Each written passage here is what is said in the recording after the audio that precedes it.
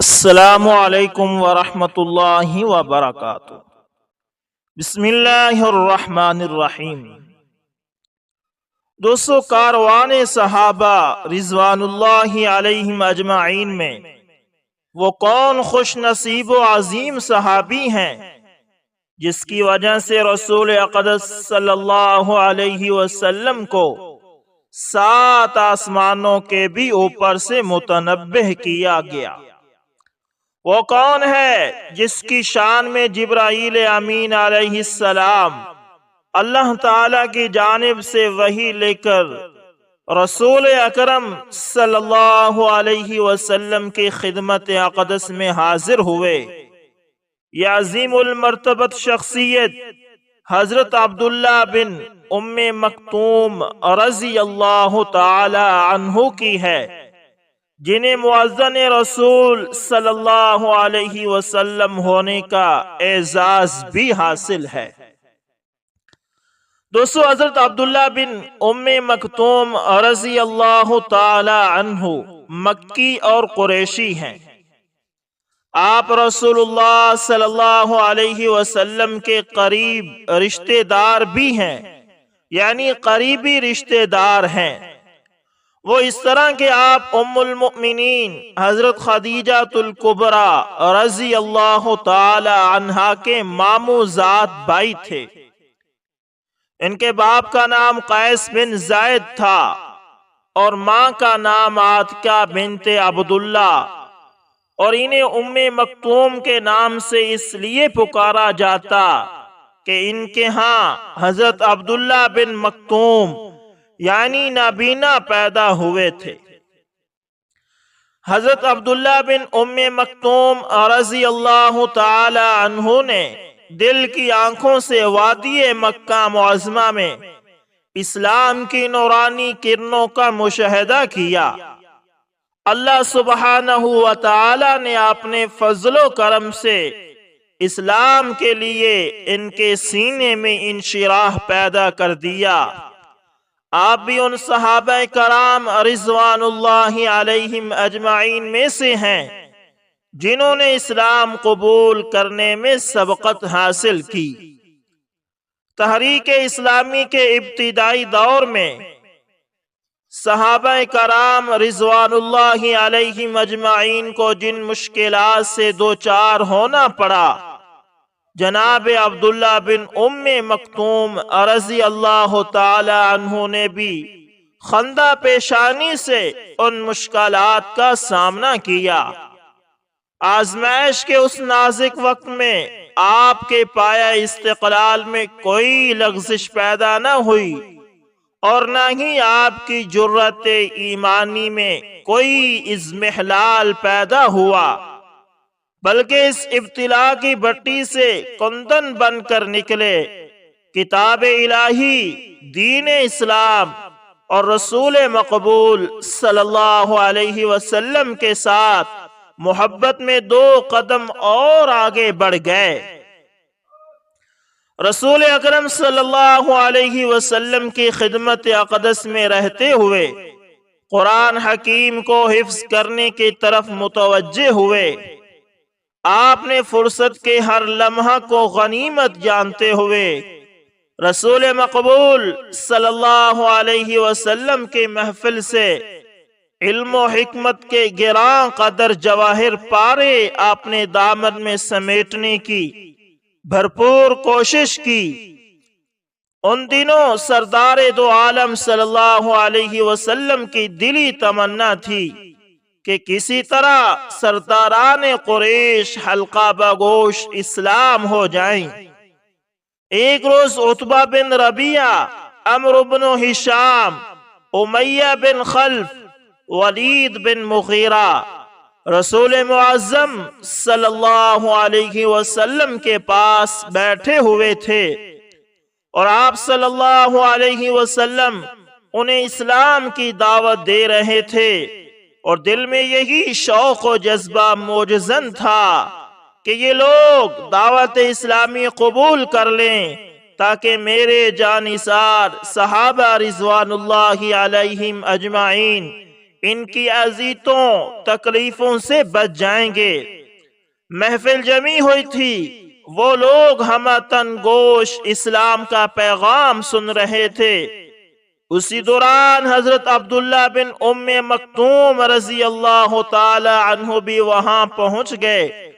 آتے ہی رسول اقدس صلی اللہ علیہ وسلم سے قرآن مجید کی ایک آیت کا مفہوم دریافت کرنے لگے۔ یہ انداز دیکھ کر رسول صلی اللہ علیہ وسلم کبیدہ خاطر ہوئے، ماتھے پر تیوری چڑھائی اور انہیں نظر انداز کرتے ہوئے سرداران قریش کی طرف ہی پوری طرح متوجہ رہے۔ دل میں یہی لگن تھی کہ یہ اسلام قبول کر لیں، دین اسلام کو غلبہ حاصل ہو اور دعوت اسلامی پروان چڑھے۔ جب محفل برخاست ہوئی تو آپ صلی اللہ علیہ وسلم نے ابھی گھر جانے کا ارادہ ہی کیا تھا کہ آپ صلی اللہ علیہ وسلم پر وحی نازل ہوئی۔ عبس وتولى أن جاءه الأعمى وما يدريك لعله يزكى أو يذكر فتنفعه الذكرى أما من استغنى فأنت له تصدى وما عليك ألا يزكى وأما من جاءك يسعى وهو يخشى فأنت عنه تلهى كلا إنها تذكرة فمن شاء ذكره في صحف مكرمة مرفوعة مطهرة بأيدي سفرة کرام بررہ۔ ترجمہ: تو شروع ہوا اور بے رخی برتی اس بات پر کہ وہ نبینا اس کے پاس آ گیا۔ تمہیں کیا خبر، شاید وہ سدھر جائے یا نصیحت پر دھیان دے، اور نصیحت کرنا اس کے لیے نفع ہو۔ جو شخص بے پرواہی برتتا ہے اس کی طرف تو تم توجہ کرتے ہو، حالانکہ اگر وہ نہ سدھرے تو تم پر اس کی کیا ذمہ داری ہے؟ اور جو خود تمہارے پاس دوڑ آتا ہے اور وہ ڈر رہا ہوتا ہے، اس سے تم بے رخی برتتے ہو، ہرگز نہیں۔ یہ تو ایک نصیحت ہے، جس کا جی چاہے اسے قبول کرے۔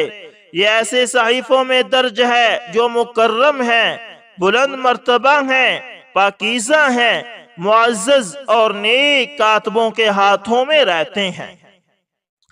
یہ 16 آیات حضرت عبداللہ بن ام مکتوم رضی اللہ تعالی عنہ کی شان میں نازل ہوئی، جو آج تک پڑھی جاتی ہیں اور قیامت تک پڑھی جائیں گی۔ یہ وحی نازل ہوتے ہی رسول اکرم صلی اللہ علیہ وسلم کے دل میں حضرت عبداللہ بن ام مکتوم رضی اللہ تعالی عنہ کی محبت گھر کر گئی۔ اس کے بعد ہر محفل میں آپ صلی اللہ علیہ وسلم ان کا خاص خیال رکھتے۔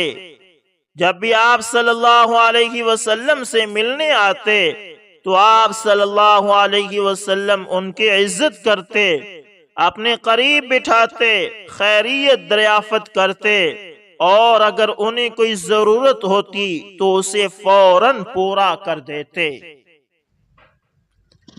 جب قریش نے اہل ایمان کو شدید اذیتیں دینا شروع کر دی تو اللہ تعالیٰ نے رسول اکرم صلی اللہ علیہ وسلم کو ہجرت کی اجازت دے دی۔ پہلے مرحلے پر جن صحابہ کرام رضوان اللہ علیہم اجمعین نے ہجرت کی، ان میں حضرت عبداللہ بن ام مکتوم رضی اللہ تعالی عنہ بھی تھے۔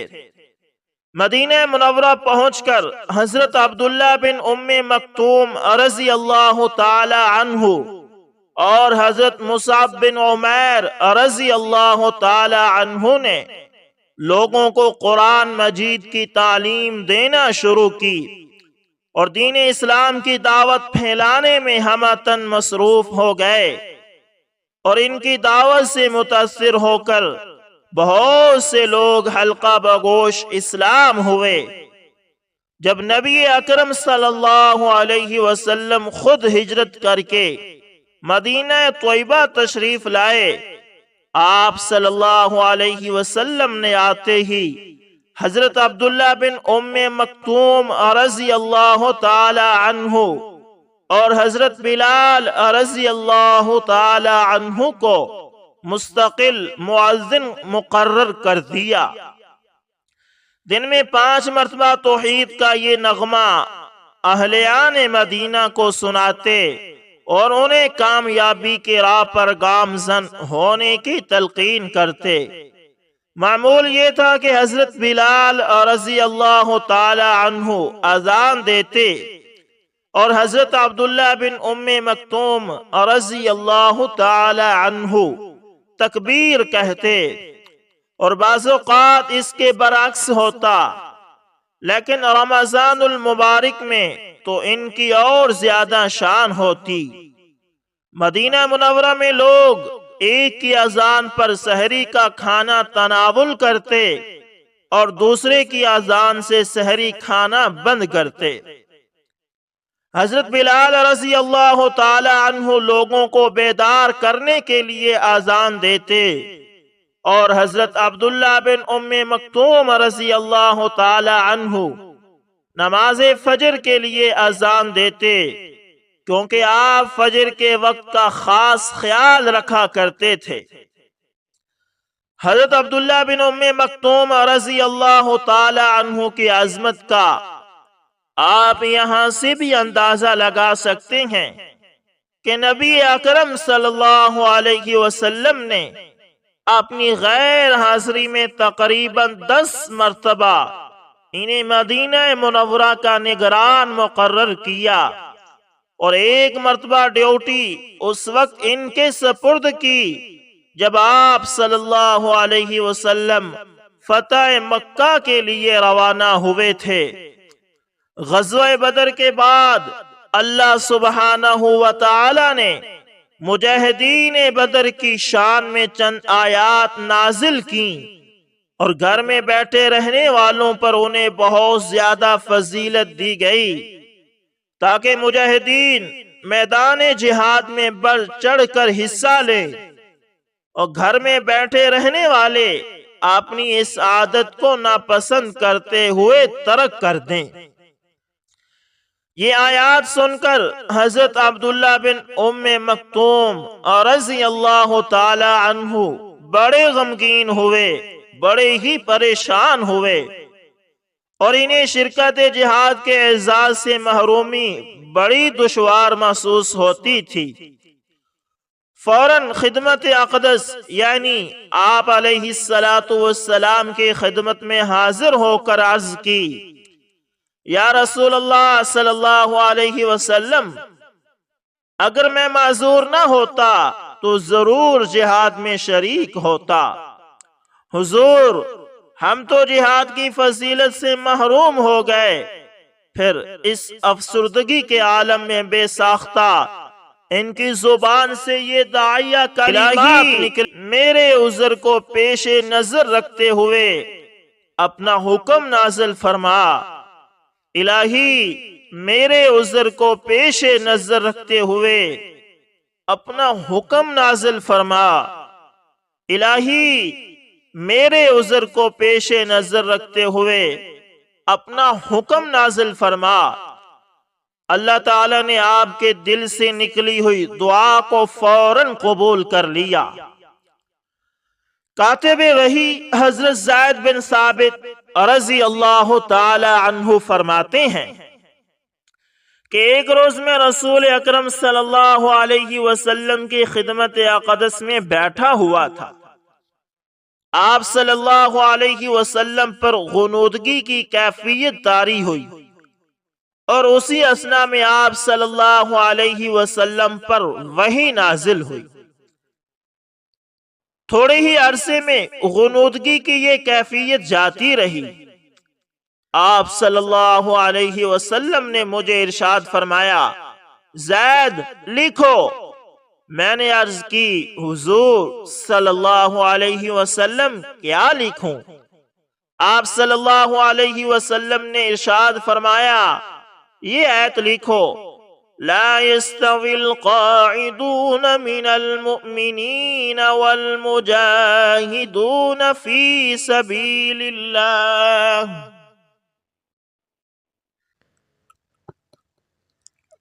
ترجمہ: مومنوں میں سے بیٹھ رہنے والے اور اللہ کی راہ میں جہاد کرنے والے برابر نہیں ہوتے۔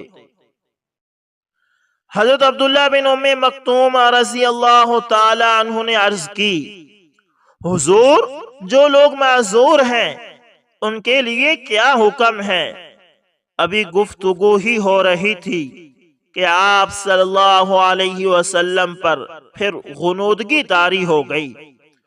تھوڑی دیر کے بعد یہ کیفیت جاتی رہی تو آپ صلی اللہ علیہ وسلم نے مجھے یہ ارشاد فرمایا زید پہلے جو لکھا ہے اسے پڑھو۔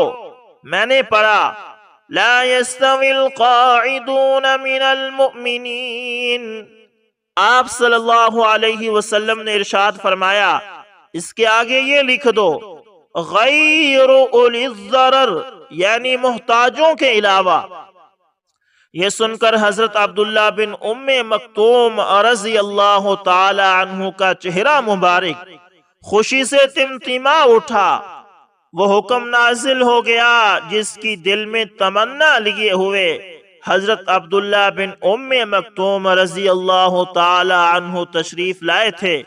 حالانکہ اللہ سبحانہ و تعالی نے معذور لوگوں کو جہاد سے مستثنا قرار دے دیا تھا، لیکن حضرت عبداللہ بن ام مکتوم رضی اللہ تعالی عنہ کے دل میں اس خیال نے انگڑائی لی کہ کیا ہوا اگر میں معذور ہوں، کیوں نہ جہاد میں شریک ہو کر اللہ تعالی کا قرب حاصل کروں۔ ہمیشہ بڑے لوگ بڑے کارنامے ہی سر انجام دیا کرتے ہیں دوستو۔ اس دن کے بعد ہمیشہ ان کی یہی کوشش رہی کہ کوئی غزوہ ان سے نہ چھوٹے۔ میدان جنگ میں انہوں نے اپنے ذمے خود ایک کام لے لیا تھا۔ حضرت عبداللہ بن ام مکتوم رضی اللہ تعالی عنہ فرمایا کرتے تھے کہ میدان جنگ میں مجھے لشکر اسلام کا جھنڈا پکڑا دیا کرو، چونکہ میں دیکھنے سے معذور ہوں، لہذا ایک ہی جگہ جم کر کھڑا رہوں گا اور حتی الامکان اسلامی جھنڈے کو سرنگوں نہیں ہونے دوں گا۔ 14 ہجری میں حضرت عمر بن خطاب رضی اللہ تعالی عنہ نے دشمنان اسلام کو صفحہ ہستی سے مٹانے کے لیے ایک بہت بڑی یلغار کا پروگرام ترتیب دیا۔ حضرت عمر بن خطاب رضی اللہ تعالی عنہ نے تمام گورنروں کے نام یہ حکم نامہ جاری کیا تمہارے علاقہ میں جس کسی کے پاس ہتھیار، سواری یا جہاد کے سلسلے میں کوئی تجویز ہو تو اسے فوراً اپنی نگرانی میں میرے پاس بھیج دو۔ فاروق اعظم رضی اللہ تعالی عنہ کی آواز پر لبیک کہتے ہوئے چاروں طرف سے مسلمان فوج در فوج مدینہ منورہ میں پہنچنے شروع ہو گئے۔ ان مجاہدین اسلام میں حضرت عبداللہ بن ام مکتوم رضی اللہ تعالی عنہ بھی شامل تھے۔ مسلمانوں کے اس لشکر جرار کی کمان ایک عظیم جرنیل حضرت سعد بن ابی وقاص رضی اللہ تعالی عنہ کے سپرد کر دی گئی اور انہیں جنگی نقطہ نگاہ سے چند ہدایات دے کر اس مشن پر روانہ کر دیا گیا۔ جب یہ لشکر اسلام قادسیہ پہنچا تو جناب عبداللہ بن ام مکتوم رضی اللہ تعالی عنہ زرہ پہنے ہوئے نمودار ہوئے، میدان جنگ میں جھنڈا تھامنے کے لیے پیشکش کی اور فرمایا کہ میں آخری دم تک اسے تھامے رکھوں گا۔ 3 روز تک بڑی شدت سے لڑائی جاری رہی۔ طرفین کی جانب سے اس قدر تابڑ توڑ حملے ہو رہے تھے کہ تاریخ میں اس کی مثال نہیں ملتی۔ تیسرے روز ایک بڑے زوردار حملے کے بعد جنگ کا نقشہ بدل گیا۔ اس میدان میں مسلمانوں کو غلبہ حاصل ہوا اور سرزمین شرک میں توحید کا جھنڈا لہرانے لگا، لیکن اس فتح اور کامرانی کی قیمت سینکڑوں شہداء کی صورت میں ادا کرنی پڑی، اور ان عظیم المرتبت شہداء میں حضرت عبداللہ بن ام مکتوم رضی اللہ تعالی عنہ بھی شامل تھے۔ آپ اس حالت میں شہید ہو کر گرے کہ اسلامی جھنڈا آپ کے بازوؤں کی گرفت میں تھا۔ تو دوستو، یہ تھے حضرت عبداللہ بن ام مکتوم رضی اللہ تعالی عنہ، جو تھے تو نبی نے، لیکن کارنامے ایسے سر انجام دیے کہ آج کے بینے بھی ان جیسے کارنامے اور بہادری کے جوہر نہیں دکھا سکتے۔ سچ کہتے ہیں کہ حضور صلی اللہ علیہ وسلم کا ہر صحابی ایک اپنی نرالی ہی شان رکھتا تھا، اس کے اندر نرالی ہی خوبیاں پائی جاتی تھی۔ یہ نبینا صحابی تھے اور اللہ تعالیٰ نے ان کی شان میں قرآن بھی نازل کیا۔ دوستو، اگر اس دنیا میں کامیابی چاہتے ہو تو صحابہ کے دامن کو تھام لو، صحابہ کے نقش قدم پر چلو اور چل کر اپنی جنت کا راستہ طے کرو۔ اگر صحابہ رضوان اللہ علیہم اجمعین کا دامن چھوٹ گیا تو یقین کرو گمراہی گمراہی ہے۔ ہمارے اسلام کے رہنما اور رہبر صحابہ ہی ہیں۔ تو دوستو، امید کرتا ہوں ویڈیو اچھی لگی ہوگی، پسند آئے تو لائک شیئر کومنٹ لازمی کریں، اور اگر آپ ہمارے channel AS information TV پر نئے تو اس کو لازمی سبسکرائب کریں اور ساتھ میں بیل کے نشان کو دبانا نہ بھولیے گا تاکہ ہر نئی ویڈیو کا نوٹیفیکیشن آپ تک پہنچتا رہے۔ ملتے ہیں کسی نیکسٹ اچھی سی ویڈیو کے اندر، تب تک کے لیے اللہ حافظ۔